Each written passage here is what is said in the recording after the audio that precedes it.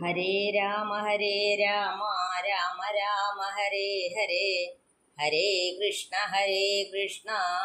കൃഷ്ണ കൃഷ്ണ ഹരേ ഹരേ. ജാനകീകാന്തസ്മരണം ജയ ജയ രാമ രാമ. വീര ആഞ്ജനേയ സ്വാമിക്ക് ജയ്.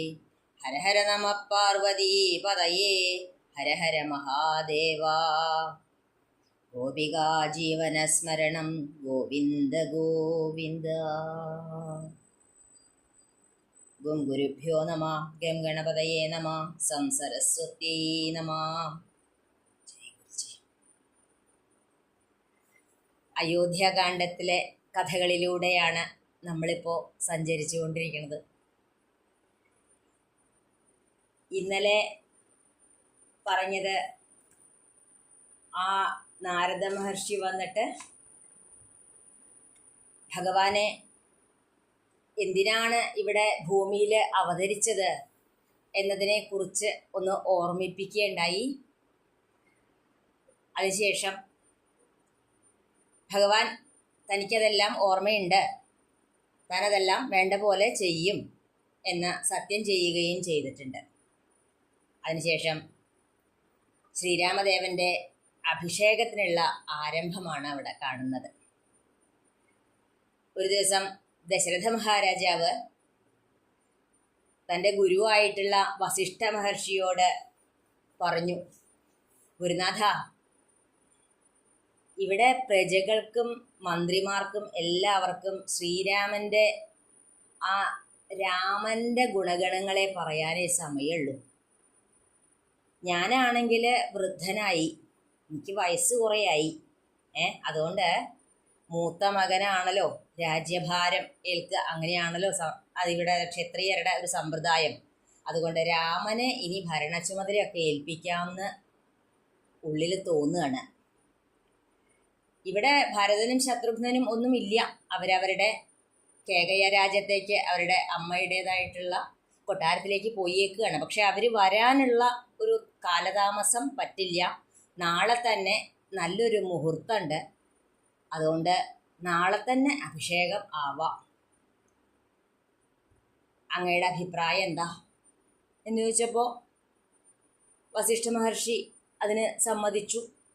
വേഗം സുമന്ത്രരെ വിളിച്ചു. എന്നിട്ട് പറഞ്ഞു, ഗുരുനാഥനായിട്ടുള്ള വസിഷ്ഠ മഹർഷിക്ക് വേണ്ട എല്ലാ സഹായങ്ങളും ചെയ്തു കൊടുക്കണം, അതിന് വേണ്ട സംഭാരങ്ങളെല്ലാം ഒരുക്കി കൊടുക്കണം. അദ്ദേഹത്തിനോട് ചോദിച്ചിട്ട് എന്താ വേണ്ടത് എന്ന് വെച്ചാൽ എല്ലാം ചെയ്തോളൂ എന്നും പറഞ്ഞ് സുമന്ത്രരെയും ഏർപ്പാടാക്കി. സുമന്ത്രര് രാജാവ് പറഞ്ഞതുപോലെ തന്നെ വസിഷ്ഠ മഹർഷി വേണ്ടതെല്ലാം പറഞ്ഞു കൊടുത്തു. സുന്ദരിമാരായിട്ടുള്ള കന്യകമാര് വേണം, കൊമ്പനാനകളെ അണിയിച്ചൊരുക്കണം, ഐരാവതത്തിനെ പോലുള്ള നാൽക്കൊമ്പനാനകൾ വേണം, പല ദിവ്യതീർത്ഥങ്ങളിലെ ജലം 1000 കുടങ്ങളിൽ നിറച്ച് വെക്കണം, പിന്നെ രത്നങ്ങൾ പതിച്ചിട്ടുള്ള കുട വേണം, മുത്തുമാലകളും രത്നമാലകളുമായിട്ടുള്ള കോടി വസ്ത്രങ്ങൾ വേണം. അങ്ങനെ വേണ്ടതായിട്ടുള്ള എല്ലാ കാര്യങ്ങളെയും പറഞ്ഞു കൊടുത്ത് ഗുരുനാഥൻ ആ ശ്രീരാമചന്ദ്രനെ കാണാനായിട്ട് പോയി. ശ്രീരാമചന്ദ്രൻ ഗുരുനാഥനെ കണ്ട വഴി സീതയോടൊന്നിച്ച് ഓടിച്ചെന്ന് അദ്ദേഹത്തിനെ സ്വാഗതം ചെയ്തു. രത്നസിംഹാസനത്തിൽ ഇരുത്തി ആചാര്യനെ വേണ്ട വിധം കാലുകഴുകിച്ച് വേണ്ട പൂജാദികളെല്ലാം ചെയ്തുകൊണ്ട് പറഞ്ഞു, അങ്ങയുടെ പാദം കഴുകിയ ഈ പുണ്യതീർത്ഥമുണ്ടല്ലോ, അത് ശിരസ്സിൽ അണിയാൻ കഴിഞ്ഞത് തന്നെ വലിയൊരു ഭാഗ്യമാണ് ഗുരുനാഥ. ഇത് കേട്ട് സത്യം പറഞ്ഞാൽ വസിഷ്ഠ മഹർഷിക്ക് ചിരി വന്നു. അദ്ദേഹം പറഞ്ഞു, രാമ, നിന്റെ വാക്കുകളൊക്കെ വളരെ നന്നായിട്ടുണ്ട്, എനിക്ക് സന്തോഷമുണ്ട്. പക്ഷേ നീ ആരാണ് എന്നുള്ളത് എനിക്ക് ശരിക്കും അറിയാം. നിന്റെ പാദം കഴുകിയിട്ടുള്ള ആ തീർത്ഥം ധരിച്ചിട്ട് ശ്രീപരമേശ്വരൻ ധന്യനായി തീർന്നിട്ടുണ്ട്. എൻ്റെ അച്ഛനായിട്ടുള്ള ബ്രഹ്മദേവനും അതെ. ഇപ്പോൾ ഈ പറഞ്ഞില്ലേ, ഇത് മനുഷ്യനാട്യത്തിൽ അവതരിക്കുമ്പോൾ, ഒരു മനുഷ്യനാവുമ്പോൾ അത് എങ്ങനെ വേണം, എന്തെല്ലാം ആചാരമര്യാദകളാണ് ചെയ്യേണ്ടത്, ഇതെല്ലാം നീ കാണിച്ചു കൊടുക്കുകയാണ് ചെയ്യുന്നത്. ഇങ്ങനെ വേണം എന്ന് ലോകരെ കാണിച്ചു കൊടുക്കുകയാണ് നീ ചെയ്യുന്നതെന്ന് എനിക്കറിയാം. സാക്ഷാൽ പരബ്രഹ്മസ്വരൂപിയാണ് നീയ് പരമാത്മാവായിട്ടുള്ള നീയ് ലക്ഷ്മി ഭഗവതിയോടൊത്ത് ഇവിടെ കഴിയുന്നു. ദേവന്മാരുടെ ആ ഒരു ആഗ്രഹത്തിന് ആയിട്ടാണ് ഇവിടെ രാവണ നിഗ്രഹത്തിനായിട്ടും രാക്ഷസ നിഗ്രഹത്തിനായിട്ടും ഒക്കെയാണ് ഇവിടെ ജനിച്ചിരിക്കുന്നത് എന്നും അറിയാം. എന്തായാലും നിന്റെ ആ ലക്ഷ്യങ്ങളെല്ലാം സാധിക്കട്ടെ. ഞാൻ അങ്ങയുടെ ശിഷ്യനാണ്. സത്യത്തിൽ ആചാര്യൻ അങ്ങാണ്. അപ്പം ഈ ലോകത്തിന് ഹിതമായിട്ടുള്ളത് എന്താണോ അതാണ് ഉപദേശിക്കേണ്ടത്. സകല ചരാചരങ്ങൾക്കും ആചാര്യനല്ലേ അങ്ങ്? പിതൃക്കൾക്ക് കൂടി പിതാമഹനാണ് അങ്ങ്. ഈ ഇന്ദ്രിയങ്ങൾക്ക് വിഷയമാകാത്ത എല്ലാറ്റിലും അന്തര്യാമിയായിട്ട് ഉള്ളിൽ നിറഞ്ഞു നിൽക്കുന്നതായിട്ട് ഈ പ്രപഞ്ചത്തിനെ നീ ഒരു ശരീരം ധരിച്ചുകൊണ്ട് എല്ലാം മനുഷ്യവേഷത്തിൽ ദശരഥപുത്രനായി മായ കൊണ്ട് ഭൂമിയിൽ ജനിക്കും എന്ന കാര്യം എനിക്ക് നേരത്തെ തന്നെ ബ്രഹ്മാവ്, എൻ്റെ അച്ഛനായിട്ടുള്ള ബ്രഹ്മാവ് പറഞ്ഞു തന്നിട്ടുണ്ട്. അതുകൊണ്ടാണ് നിന്നോട് ഭഗവാനെ, അവിടുത്തോട് ഒരു ബന്ധം ഉണ്ടാവാൻ വേണ്ടിയിട്ടാണ് ഞാൻ നേരത്തെ തന്നെ ഈ സൂര്യവംശത്തിൻ്റെ പുരോഹിതനായിട്ട് ഇവിടെ വന്നത്. ഇവിടെ പല കാര്യങ്ങളും എത്ര നിന്ദ്യമായിട്ടുള്ള ഒരു പ്രവൃത്തി ചെയ്യേണ്ടി വന്നാലും അതിന് നല്ല ഫലം ഉണ്ടാവുകയാണെങ്കിൽ ആ പ്രവൃത്തി ശ്രേഷ്ഠല്ലേ, നല്ലതല്ലേ? ഇന്ന് എൻ്റെ ആഗ്രഹം സഫലമായി. ഇനിയും എനിക്ക് ഒന്ന് മാത്രമേ പറയാനുള്ളൂ മഹാപ്രഭു, വേറൊന്നും എനിക്ക് പറയാനില്ല.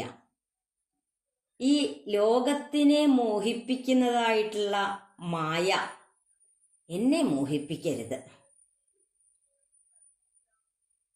ഇത് നീ ആരാണെന്നും എന്തിനാണ് ഇവിടെ വന്നത് എന്നും എനിക്കറിയാമെങ്കിലും ഇതൊന്നും ഇവിടെ ആരോടും എനിക്ക് പറയാൻ സാധിക്കില്ല. അതുകൊണ്ട് അവിടുത്തെ ആചാര്യനായിട്ട് നിന്നുകൊണ്ടല്ല, അവിടുത്തെ ശിഷ്യനായി നിന്നുകൊണ്ട് ഞാനിവിടെ പറയട്ടെ. കുമാര, മഹാരാജാവ് പറഞ്ഞതുകൊണ്ടാണ് ഞാനിവിടെ വന്നിട്ടുള്ളത്. കാര്യം എന്താണെന്ന് വെച്ചാൽ, നാളെ രാമന് അഭിഷേകം വേണം എന്നാണ് രാജാവ് നിശ്ചയിച്ചിട്ടുണ്ട്. അതുകൊണ്ട് സീതയോടുകൂടി അതിന് ഇന്ന് നീ ഉപവാസമെടുക്കണം, ബ്രഹ്മചര്യം പാലിക്കണം. അങ്ങനെ മറ്റെല്ലാ കാര്യങ്ങളെയും ചെയ്തുകൊണ്ട് പുലർച്ചയ്ക്ക് തന്നെ അവിടെ വരണം. ഇത് പറയാനായിട്ടാണ് ഇവിടെ വന്നത്. ഇതും പറഞ്ഞ് മഹർഷി തേരിൽ കയറിയിട്ട് പോയി. വേഗം രാമൻ ലക്ഷ്മണനെ വിളിച്ചു. എന്നിട്ട് രഹസ്യമായിട്ട് പറഞ്ഞു, ദേ അടുത്ത ദിവസം അച്ഛൻ അഭിഷേകം വേണമെന്നാണ് കേട്ടോ പറഞ്ഞേക്കണത്. ഞാൻ ഒരു നിമിത്തം മാത്രമാണ്, ഒരു കാരണം, അത്രയേ ഉള്ളൂ. എന്നാൽ അതിൽ നിന്ന് വേണ്ട സുഖങ്ങളെല്ലാം അനുഭവിക്കുന്നത് നീയാണ്. നീ വേറൊരാളല്ല, നമ്മൾ രണ്ടാളും ഒന്നല്ലേ? അതുകൊണ്ട് നമ്മൾക്ക് തമ്മിൽ നമ്മളോട് മത്സരിക്കാൻ ആരും വരില്ല. ഇതും പറഞ്ഞുകൊണ്ട് ലക്ഷ്മണനെയും പറഞ്ഞയച്ച് വസിഷ്ഠ മഹർഷി വേഗം രാമൻ്റെ അടുത്ത് നിന്ന് നേരെ പോയത് കൊട്ടാരത്തിലെത്തി മഹാരാജാവിനോട് കാര്യങ്ങളെല്ലാം പറഞ്ഞു. അവിടെ രാമൻ്റെ അഭിഷേകത്തിന് വേണ്ടതായിട്ടുള്ള എല്ലാ കാര്യങ്ങളെയും കുറിച്ച് പറഞ്ഞു കൊടുത്തു. സുമന്ത്രരെയും ചെന്ന് കണ്ട് അതെല്ലാം വേണ്ടതെല്ലാം ഒരുക്കി വെക്കണം എന്ന് പറഞ്ഞ് അതിനെല്ലാം ഒരുക്ക് കൂട്ടി തുടങ്ങി. അങ്ങനെ ഈ ഒരു സന്തോഷ വാർത്ത പരിചാരകര് പറഞ്ഞിട്ടാണ് അമ്മയായിട്ടുള്ള കൗസല്യാദേവിയെ അറിയണത്. വേഗം പ്രാർത്ഥിച്ചു, ഭഗവതി എല്ലാം വേണ്ട പോലെ ആക്കി തരണേ. മഹാരാജാവ് പുത്രനെ യുവരാജാവാക്കും. എന്നാൽ അദ്ദേഹം കൈകേയിക്ക് വശംവദനാണ്. അമ്മേ, ഞങ്ങൾക്ക് കഷ്ടതകളൊന്നും ഉണ്ടാക്കരുതേ. എന്താണ് കാരണം എന്ന് വെച്ചാൽ ദശരഥ മഹാരാജാവ് ഒരു കാമലോലുപനാണ്. എന്ന് വെച്ചാൽ ഒരു സ്ത്രീക്ക് അടിമയായിട്ടും കൊണ്ടാണ്. ആ കൈകേയിയുടെ മനോഭാവം എന്താണെന്ന് അറിയില്ലല്ലോ, നല്ലത് വരുത്തണേ എന്നും പറഞ്ഞുകൊണ്ട് അവിടെ നിന്ന് മാറി.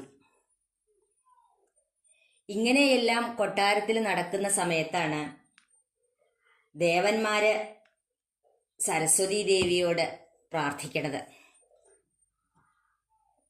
സരസ്വതി ദേവി വേഗം അയോധ്യയിലേക്ക് വന്ന് ആ ദാസിയായിരിക്കുന്ന കൈകേയിയുടെ ദാസിയാണ് മന്ധര. ആ മന്ധരയുടെ നാവിൽ കയറി അവളെ കൊണ്ട് ഈ അഭിഷേകത്തിൻ്റെ ഒരു വിഘ്നമുണ്ടാക്കാനായിട്ട് പറയിക്കുകയാണ്. മന്ധര കാര്യങ്ങളൊക്കെ തീരുമാനിച്ചുറച്ച് കൈകേയിയുടെ അടുത്ത് ചെന്നു. പറഞ്ഞു, രാമന് നാളെ അഭിഷേകമാണ്, അറിഞ്ഞോ? നീയ് ഇതൊന്നും അറിയാണ്ട് ഇവിടെ ഇങ്ങനെ ഇരുന്നോ? വലിയൊരു വിപത്താണ് വന്നു പെട്ടിരിക്കുന്നത്. അതിനെപ്പറ്റി ഒന്നും ചിന്തിച്ച് വേണ്ടത് ചെയ്യാതെ ഇങ്ങനെ ഒന്നും അറിയാത്തവളായിട്ട് ഇരിക്കുകയാണ്. ഇത് കേട്ടോട് കൂടിയിട്ട് കൈകേയി പറഞ്ഞു, എന്തിനാ ഇപ്പൊ ഇങ്ങനെയൊക്കെ പറയണേ? എനിക്ക് സന്തോഷമുള്ളൊരു കാര്യല്ലേ. രാമനാണെന്ന് വെച്ചാൽ എനിക്ക് അത്രയ്ക്ക് ഇഷ്ടമുള്ളതാണ്, ഒരു കുട്ടിയാണ്. രാമന് കൗസല്യയും ഞാനും വേറെ ഭേദമൊന്നുമില്ല. എന്നാൽ കൗസല്യേക്കാൾ കൂടുതൽ ഇഷ്ടം എന്നോട് ഉണ്ട്. എനിക്ക് എന്തൊരു സാധനവും തന്നിട്ടേ രാമൻ കഴിക്കുള്ളൂ. എനിക്കും അതെ, ഭരതനേക്കാൾ കാര്യമാണ് രാമന്. അത്ര നല്ല കുട്ടിയല്ലേ രാമൻ. ആ രാമന് നല്ലത് വരാന്ന് കേൾക്കുമ്പോൾ ഞാൻ എന്തിനാണ് വെറുതെ വിഷമിച്ചിരിക്കേണ്ട ആവശ്യം? എനിക്ക് സന്തോഷായി എന്ന് പറഞ്ഞ് മന്ധരയോട് പറഞ്ഞപ്പോൾ മന്ധരയ്ക്ക് ആകെ ദേഷ്യം വന്നു. നിനക്ക് കാര്യങ്ങളൊന്നും അറിയില്ല എന്ന് എനിക്കിപ്പോൾ മനസ്സിലായി കൈകേയി. ഈ ഭരതനെയും ശത്രുഘ്നെയൊക്കെ ഇപ്പോൾ അമ്മാമനെ കാണാനായിട്ട് അങ്ങോട്ട് പറഞ്ഞു വെച്ചിരിക്കണത് എന്തിനാ രാജാവ്? രാമന് അഭിഷേകം നടത്തും. അതോട് കൂടിയിട്ട് ലക്ഷ്മണന് വേണ്ട രാജസുഖങ്ങളൊക്കെ കിട്ടും. കാരണം അവർ രണ്ടാളും ഒരുമിച്ചാണല്ലോ നടക്കണേ. അതോട് കൂടിയിട്ട് സുമിത്രയ്ക്കും നല്ലത് വരും. നീ മാത്രം ഇവരുടെ ദാസിയായിട്ട് കഴിഞ്ഞു കൂടേണ്ടി വരും. ഭരതനും അതെ. നീ വേറെ ഒന്നും വേണ്ട, രാജപദവി ഒന്നും വേണ്ട. ചിലപ്പോൾ നിങ്ങളെ നാട് കടത്തിയെന്നും വരാം. ഈ സപത്നിമാരുടെ മുമ്പിൽ തോറ്റിട്ട് ഇങ്ങനെ ജീവിക്കണേക്കാൾ ഭേദം മരിക്കണതല്ലേ. ഇപ്പൊ നീ പറയുകയാണെങ്കിൽ രാജാവ് അനുസരിക്കും. നിനക്ക് പണ്ട് ദേവാസുര മഹായുദ്ധത്തിൽ വെച്ചിട്ട് രാജാവ് 2 വരങ്ങൾ തന്നിട്ടില്ലേ? അത് ചോദിക്കേണ്ട സമയം ഇപ്പോഴാണ്. എന്താ ചോദിക്കേണ്ടതെന്ന് വെച്ചാൽ, ഒന്ന് ഭരതനെ രാജാവായിട്ട് വാഴിക്കണം. രണ്ടാമത്തെ രാമനെ വനവാസത്തിന് അയക്കണം. 14 വർഷം വനവാസത്തിനായിട്ട് രാമനെ പറഞ്ഞയക്കണം. ഇതാണ് ചോദിക്കേണ്ടത്. ഇതെല്ലാം കേട്ടുകൊണ്ട് കൈകേയി പറഞ്ഞു, എന്താണ് ഈ പറയണേ? കൈകേയിക്ക് ഈ മന്ധരയുടെ വാക്കുകൾ കുറേശ്ശെയായിട്ട് ഉള്ളിലേക്ക് കയറി തുടങ്ങി. ഇവിടെ പറയുന്നുണ്ട്, ഇവിടെ കവി പറയുന്നുണ്ട്, ദുഷ്ടസംഗം കൊണ്ടു കാലാന്തരത്തിനാൽ സജ്ജന നിന്ദ്യനായി വന്നുകൂടും ദൃഢം ദുർജന സംസർഗമേറ്റ മകലവേ വർജിക്ക വേണം പ്രയത്നേന സൽപുമാൻ കജ്ജളം പറ്റിയാൽ സ്വർണവും നിഷ്പ്രഭം. ഈ ദുഷ്ടന്മാരുടെ കൂടെ കൂടിക്കഴിഞ്ഞാൽ നമ്മൾ എപ്പോഴും ശ്രദ്ധിക്കേണ്ടതാണ്, നമ്മളുടെ കൂടെ കൂടേണ്ടത് ആരുടെ കൂടെയാണ്? അസൂയ, കുനിട്ട്, കുശുമ്പ് എന്നുള്ളവരുടെ കൂടെ കൂടിക്കഴിഞ്ഞാൽ നമ്മളും അങ്ങനെയായി തീരും കാലക്രമേണ. എന്നാൽ ഭഗവാനെ മാത്രം സ്മരിച്ചുകൊണ്ട് സഹജീവികളോട് ദയാ, കാരുണ്യം, സ്നേഹം പോലുള്ളവ ഉള്ളവരോട് കൂടിക്കഴിഞ്ഞാൽ, സജ്ജനങ്ങളോട് കൂടിക്കഴിഞ്ഞാൽ എത്ര ദുഷ്ടനായാലും അവൻ നന്നായി വരും. ഈ സ്വർണത്തിൽ ചളി പറ്റിക്കഴിഞ്ഞാൽ, സ്വതവേ സ്വർണം വളരെ ശോഭയുള്ളതാണ്, പ്രകാശിച്ച് നിൽക്കുന്നതാണ് അല്ലേ? അതിൽ ചളി പറ്റിക്കഴിഞ്ഞാലോ അതിൻ്റെ ആ ഉള്ള ശോഭ കുറയും. അതന്നെയാണ് ഉണ്ടാവുക. ഇതെല്ലാം പറഞ്ഞു കഴിഞ്ഞ് വലിയ ദേഷ്യത്തോടു കൂടിയിട്ട് ആ ക്രോധാകാരത്തിലേക്ക് കയറി. പിറ്റന്നാള് ഈ ദശരഥ മഹാരാജാവ് ഈ കാര്യമെല്ലാം അറിയിക്കാനായിട്ട് കൈകേയിയുടെ അന്തഃപുരത്തിലേക്ക് വരികയാണ്. അവിടെ വരുമ്പോൾ ആ പത്നിയെ കാണാനില്ല. ദാസിമാരോട് ചോദിച്ചു. അപ്പോൾ പറഞ്ഞു ക്രോധാകാരത്തിലാണ് എന്ന് പറഞ്ഞു. എന്താ ഇപ്പോൾ ഒരു ക്രോധാകാരത്തിൽ കയറാൻ? ഇപ്പം എന്താ ഉണ്ടായി? വേഗം ചെന്ന് ചോദിച്ചു. അവിടെ ചെന്നപ്പോൾ കൈകേയി പറഞ്ഞു, അങ്ങ് എന്ത് പറഞ്ഞാലും, അവിടെ ചെന്നപ്പോൾ കാണണത് തലമുടിയൊക്കെ അഴിച്ചിട്ട് കറുത്ത വസ്ത്രമൊക്കെ കൊടുത്ത് കരഞ്ഞുകൊണ്ട് നിലത്ത് കിടക്കുന്നതായിട്ടുള്ള കൈകേയിയാണ്. സ്വതവേ ഒരു കുലസ്ത്രീ ആയിട്ടുള്ളവർക്ക് പറഞ്ഞിട്ടുള്ളതല്ല ഈ പറഞ്ഞതൊന്നും. രാജാവ് വേഗം ചോദിച്ചു, എന്ത് പറ്റി? എന്താണ് ഇങ്ങനെ ഒരു വേഷം? നിന്നെ ആരാണ് ഇത്രയും ദുഃഖത്തിലേക്കാക്കിയത്? നിന്നോട് പ്രജകൾ ആരെങ്കിലും എന്തെങ്കിലും വേണ്ടാത്തത് പറയേ പ്രവർത്തിക്കുകയോ എന്തെങ്കിലും ചെയ്തുവോ? ഇനി ആരെങ്കിലും നിനക്ക് ഇഷ്ടക്കേടുണ്ടാക്കിയോ? എന്തായാലും നീ പറഞ്ഞാൽ മതി, അവരെ വേണ്ട വിധത്തിൽ ഞാൻ കൈകാര്യം ചെയ്തോളാം. അതിന് സങ്കടപ്പെടേണ്ട കാര്യം എന്താളേ? നീ ദശരഥന്റെ പത്നിയല്ലേ, അതിൽ സങ്കടപ്പെടേണ്ട കാര്യമില്ല. എന്ത് പറ്റി നിനക്ക് എന്ന് ചോദിച്ചുകൊണ്ട് രാജാവ് പറഞ്ഞപ്പോൾ, എന്ത് തന്നെയായാലും നിനക്ക് ദുഃഖമുണ്ടാക്കിയത് ആരായാലും എന്തായാലും അതിനുള്ള നിവൃത്തി ഞാൻ ഉണ്ടാക്കും. ഇത് സത്യമാണ്. എനിക്ക് അത്രയും ഇഷ്ടമാണ് രാമനെ എന്നറിയാലോ. ആ രാമൻ്റെ പേര് പറഞ്ഞുകൊണ്ട് ഞാൻ സത്യം ചെയ്യണു. എന്തായാലും പറയും. ഇത് കേട്ടതോടുകൂടി കൈകേയിക്ക് ധൈര്യമായി. കാരണം രാമൻ്റെ പേര് പറഞ്ഞ് സത്യം ചെയ്താൽ പിന്നെ രാജാവ് അതിൽ നിന്ന് പിന്മാറിയ. വേഗം കണ്ണീരൊക്കെ തുടച്ചിട്ട് പറഞ്ഞു, അങ്ങ് സത്യനിഷ്ഠനൊക്കെയാണല്ലോ, സത്യം പറയണ ആളാണല്ലോ, അതുകൊണ്ട് ഇനി ഇതിൽ നിന്ന് പിന്മാറാൻ പാടില്ല. പണ്ട് അങ്ങ് ദേവാസുര യുദ്ധത്തിൽ അങ്ങ് എനിക്ക് 2 വരം തന്നിട്ടുണ്ടല്ലോ.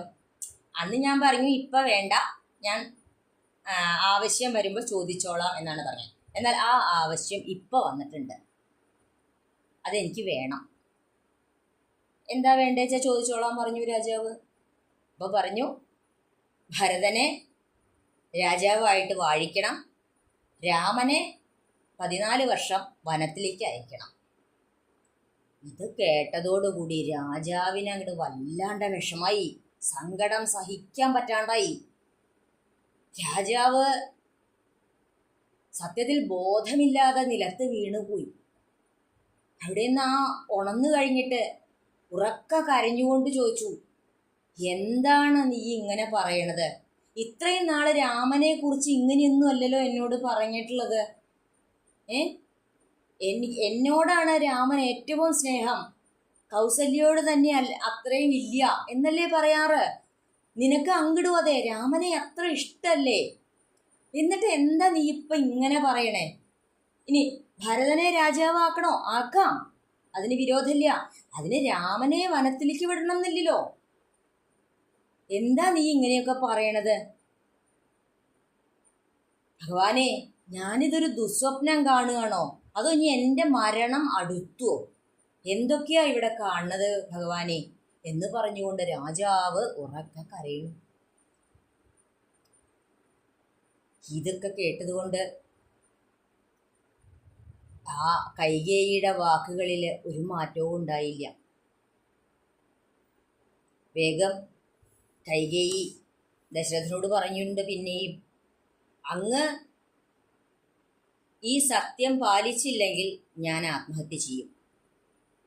അതിൽ യാതൊരു സംശയവുമില്ല. മാത്രല്ല, ഭൂമിയിൽ ദശരഥ മഹാരാജാവ് സത്യസന്ധനാണ് എന്നൊരു പേരുണ്ട്. അത് വെറുതെ കളഞ്ഞു കുളിക്കരുത്.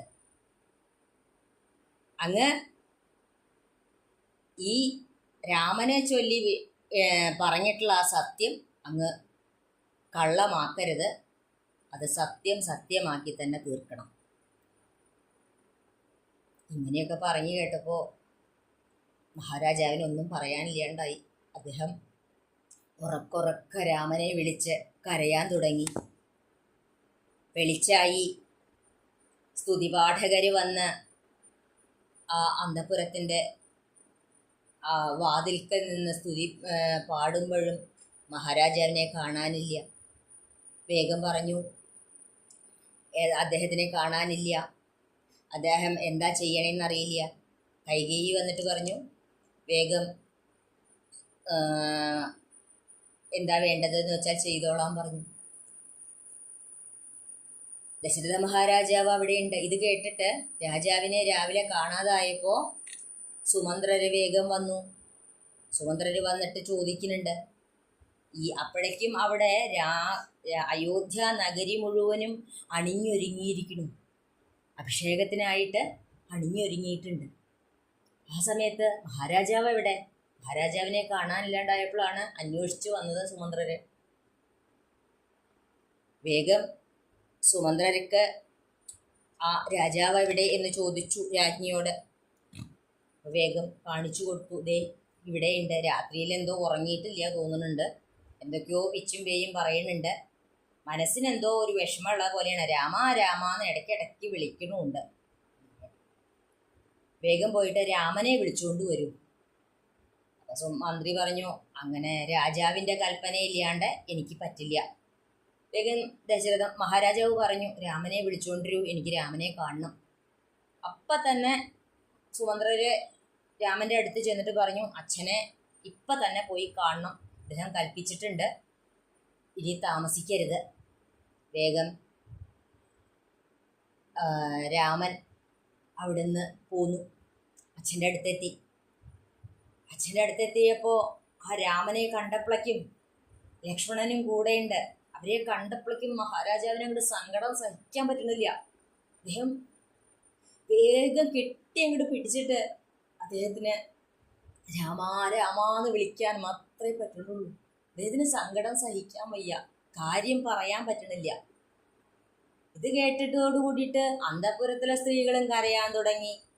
എല്ലാവരും കണ്ടു നിൽക്കണവരെല്ലാവരും സങ്കടപ്പെടുകയാണ്. വസിഷ്ഠ മഹർഷിയും അവിടെ വന്നു. അദ്ദേഹം ചോദിച്ചു, അദ്ദേഹം അവിടെ ഇരിക്കുന്നുണ്ട്. ശ്രീരാമൻ ചോദിച്ചു, എന്താ അച്ഛന് പറ്റിയത്? ഇത്രയൊക്കെ സങ്കടം ഉണ്ടാവാൻ പാകത്തിന് എന്താ ഉണ്ടായത്? ആർക്കാ അറിയാച്ച, ഒന്ന് പറഞ്ഞു തരൂ. വേഗം കൈകേയി പറഞ്ഞു, അതിനൊക്കെ കാരണം നീ തന്നെയാണ്. നീയ് നിരീക്ഷിച്ചു കഴിഞ്ഞാൽ, അതിനെ ചിന്തിച്ചു കഴിഞ്ഞാൽ ഇതിനുള്ള ആ ഒരു നിവൃത്തി ഉണ്ടാക്കാൻ പറ്റും. നിന്റെ പേരും പറഞ്ഞിട്ട് അച്ഛൻ ഇപ്പൊ ഒരു പ്രതിജ്ഞ എടുത്തിട്ടുണ്ട്. നീയാണല്ലോ മൂത്ത മകൻ. അതുകൊണ്ട് നീ അത് നിവർത്തിച്ചു കൊടുക്കണം. പണ്ട് നിന്റെ അച്ഛൻ എനിക്ക് 2 വരം തരാമെന്ന് പറഞ്ഞത് ഞാനിപ്പോൾ ചോദിച്ചു. അത് പറയാൻ പറ്റാഞ്ഞിട്ടാണ് രാജാവ് ഇങ്ങനെ കരഞ്ഞുകൊണ്ടിരിക്കുന്നത്. ഈ സത്യം ആവണ ആ ഒരു ഇതിൽ നിന്ന് എന്താണ്, പും എന്ന നരകത്തിൽ നിന്ന് ത്രാണനം ചെയ്യുന്നവനാണ് പുത്രൻ എന്ന് പറയാറുണ്ട്. ആ നിലയ്ക്ക് നീ തന്നെ വേണം അത് ചെയ്യാൻ. അമ്മയുടെ ഈ വാക്കൊക്കെ കേട്ടതോടുകൂടി രാമൻ പറഞ്ഞു, അമ്മ എത്രയൊക്കെ പറയേണ്ട ആവശ്യമൊന്നുമില്ല. അച്ഛന് വേണ്ടി ഞാൻ എൻ്റെ ജീവൻ കളയാൻ പോലും തയ്യാറാണ്. വേണ്ട, അമ്മയോ സീതയോ ആരെ വേണമെങ്കിൽ ഞാൻ ഉപേക്ഷിക്കാം. ലക്ഷ്മണനെ വരെ ഞാൻ ഉപേക്ഷിക്കാൻ തയ്യാറാണ്. അതിലൊന്നും എനിക്ക് ഒരു വിഷമവും ഇല്ല. ഈ രാജ്യം വിടണോ അതും ആവാം. അച്ഛൻ ആവശ്യപ്പെട്ടാൽ എന്തും സാധിച്ചു കൊടുക്കാൻ ഞാൻ തയ്യാറാണ്. പിന്നെന്താ, എന്തിനാണ് ഇങ്ങനെ കരയേണ്ട ആവശ്യം? ഇങ്ങനെ പറയേണ്ട ആവശ്യവും ഇല്ല. അതുകൊണ്ട് എന്തായാലും അച്ഛൻ പറയുന്നത് എന്ത് തന്നെയാണെങ്കിലും ഞാൻ അനുസരിച്ചോളാം. ഞാനത് സത്യം ചെയ്യണോ? രാമൻ്റെ ഈ ഒരു വാക്യം കേട്ടതോടുകൂടിയിട്ട് കൈകേയിക്ക് സന്തോഷമായി. പറഞ്ഞു, രാമ, നിന്റെ അഭിഷേകത്തിനുള്ള കാര്യങ്ങളെല്ലാം അച്ഛൻ ഒരുക്കി വെച്ചിട്ടുണ്ടല്ലോ. ആ ഒരുക്കിയിട്ടുള്ള സംഭാരങ്ങളെ കൊണ്ട് ഭരതനെ രാജാവാക്കി വാഴിക്കണം. മാത്രല്ല, നീ ഇന്ന് തന്നെ 14 വർഷം വനവാസത്തിനായിട്ട് മരവരി എടുത്തുകൊണ്ട് ഇവിടുന്ന് പോകണം. അതാണ് വേണ്ടത്. അതിനെന്താണ് വിഷമം? അമ്മേ, ഇതൊന്നും ഒരു വിഷമമുള്ള കാര്യമില്ല. ഭരതനെ രാജാവാക്കിയ നല്ലതല്ലേ? ഞാൻ ഇപ്പൊ തന്നെ കാട്ടിലേക്ക് പോവുകയും ചെയ്യാം. ഇത് പറയാൻ എന്തിനാ അച്ഛൻ ഇത്ര വിഷമിക്കണേ? ഇത് ആലോചിച്ചിട്ടാണോ അച്ഛൻ സങ്കടപ്പെടുന്നത്? ഇവിടെയുള്ള ഈ രാമനെയാണ് നമ്മൾ എപ്പോഴും കാണേണ്ടത്. രാജ്യാഭിഷേകമാണ് എന്ന് പറഞ്ഞപ്പോഴത്തെ രാമനും എന്നാൽ രാജ്യാഭിഷേകം തനിക്കല്ല, താൻ വനത്തിലേക്ക് പോകണം എന്ന് പറഞ്ഞു കേട്ടപ്പോഴും രാമന് ഒരേ മനസ്ഥിതിയാണ് ഉള്ളത്. നമ്മളും അങ്ങനെയാണ് ആവേണ്ടത്. സന്തോഷമായാലും ദുഃഖമായാലും ഒരേ മനസ്ഥിതിയോടുകൂടി സ്വീകരിക്കാറാവുക. ഒരു മനുഷ്യന് വേണ്ടത് അതാണ്. അത് കാണിച്ചു തരികയാണ് രാമൻ ഇവിടെ. രാമൻ പറയാൻ തുടങ്ങി, പിന്നെയും ഈ രാജ്യഭരണം എന്നൊക്കെ പറയുന്നത് വലിയ ബുദ്ധിമുട്ടുള്ള കാര്യമാണ്. എന്നാൽ വനത്തിൽ കഴിയുക എന്ന് പറയണതാണ് ശരിക്കും പറഞ്ഞാൽ ഏറ്റവും സുഖം. അപ്പം എന്താ, നമ്മൾ നമ്മുടെ ശരീരം മാത്രം നോക്കിയാൽ മതിയല്ലോ. മറ്റത് ഈ രാജ്യത്തിൻ്റെ എല്ലാ കാര്യങ്ങളെയും ശ്രദ്ധിക്കണ്ടേ? അച്ഛാ, സത്യം പറഞ്ഞാൽ അമ്മയ്ക്ക് എന്നോട് നല്ല സ്നേഹമുണ്ട്. അതുകൊണ്ടല്ലേ ഇങ്ങനെ പറഞ്ഞത്. എന്നെ വിഷമിപ്പിക്കണ്ട എന്ന് വെച്ചിട്ടാണ് അമ്മ ഇങ്ങനെ ഒരു വരം അച്ഛനോട് ചോദിച്ചത്. പിന്നെ നമ്മളുടെ ഈ ഒരു വംശം എന്ന് പറയുന്നത് ഭഗീരഥൻ ആകാശഗംഗയെ പാതാളത്തിലേക്ക് കൊണ്ടുപോയി പിതൃക്കളെ തൃപ്തിപ്പെടുത്തിയിട്ടുള്ള വംശമാണ്. തൻ്റെ സ്വന്തം യൗവനം കൊടുത്തിട്ട് വാർദ്ധക്യം എടുത്തിട്ടുള്ള പൂരുവിൻ്റെ പിതാവിനെ ആ പൂരുവിനെയും നമ്മൾ സ്മരിക്കണം. അവരൊക്കെ അച്ഛൻ്റെ പ്രസാദം കൊണ്ട് ദിവ്യന്മാരായിട്ടുള്ളവരല്ലേ. ഇവിടെ എൻ്റെ അച്ഛൻ നിസ്സാരമായിട്ടുള്ള ഒരു കാര്യം ചിന്തിച്ച് എന്തിനാ ഇങ്ങനെ സങ്കടപ്പെടണേ? അതിൻ്റെ ആവശ്യമൊന്നുമില്ല. ഇങ്ങനെയൊക്കെയുള്ള ആശ്വാസവാക്കുകൾ ആ രാമൻ്റെ നാവിൽ നിന്ന് കേൾക്കുമ്പോൾ മഹാരാജാവിന് എന്താ പറയുക? മഹാരാജാവ് പറഞ്ഞു, രാമ, നിനക്ക് ദോഷമൊന്നും ഉണ്ടാവില്ല. ഞാൻ ഒരു സ്ത്രീജിതനാണ്, രാജാധമനാണ്. എന്നെ കെട്ടിയിട്ട് നീ ഈ രാജ്യം കൈവശപ്പെടുത്തിക്കോ. അതുകൊണ്ട് നമുക്കൊരു ദോഷം ഉണ്ടാവില്ല. അങ്ങനെ ചെയ്തില്ലെങ്കിൽ എനിക്ക് സത്യലംഘനം എന്നൊരു ദോഷം ഉണ്ടാവും, അത്രയല്ലേ ഉള്ളൂ. അത് സാരല്ല. എന്നാലും രാമ, നിന്നെ പിരിഞ്ഞ് ഒരു നിമിഷം പോലും ഇരിക്കാൻ എനിക്ക് വയ്യ. എന്നെ വിട്ട് നീ എങ്ങനെയാ കാട്ടിലേക്ക് പോവാ? നിനക്ക് പറ്റുമോ? നിനക്ക് പറ്റുമോ എന്നെ വിട്ടിരിക്കാൻ? ഇങ്ങനെ ഓരോന്നും പറഞ്ഞ് ഉറക്ക കരയാണ് രാജാവ്. രാമനെ ഇടയ്ക്കിടയ്ക്ക് മുറുക്ക കെട്ടിപ്പിടിക്കും, മേലൊക്കെ തലോടി കൊടുക്കും. വേഗം അച്ഛനോട് പറഞ്ഞു. അച്ഛൻ്റെ മുഖവും കണ്ണും മുഖമൊക്കെ ഒന്ന് കഴുകി കൊടുത്തു. അച്ഛനെ എഴുന്നേൽപ്പിച്ചിരുത്തി. അച്ഛനോട് പറഞ്ഞു, അച്ഛനിങ്ങനെ വിഷമിക്കേണ്ട ആവശ്യമൊന്നുമില്ല, ഇതിനൊന്നും ഒരു പ്രയാസവും ഇല്ല. അച്ഛൻ്റെ ശപഥം നിറവേറ്റാനായിട്ട് ഞാൻ ഇപ്പം തന്നെ വനത്തിലേക്ക് പോവുകയാണ്.